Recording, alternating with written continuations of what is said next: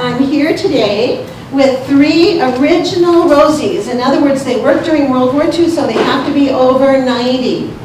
And so I'm just... All the days long, when the rain or shine, she's a part of the assembly line. She's making history, working for victory.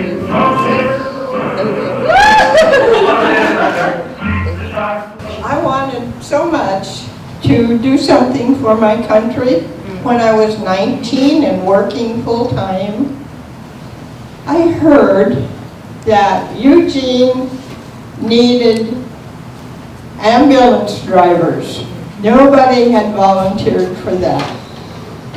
Most of the Rosies, or a lot of them, got paid for a very minimal wage.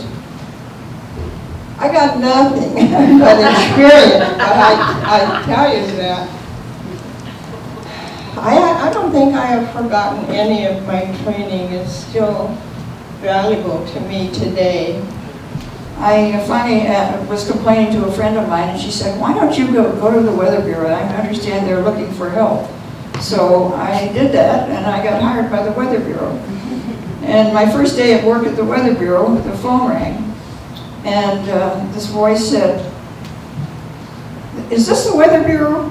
I wish I knew why you people never look out the window. A friend of mine, we tried to find jobs and we couldn't find any. So we decided, with all the activity over on the West Coast, we would go from Indiana on the Greyhound bus, of course, and go out to where the action was, and they were building airplanes. So we got out to Santa Monica, California, and we went to Douglas Aircraft in the afternoon, probably about 3 o'clock. And the guy looked at our application and he said,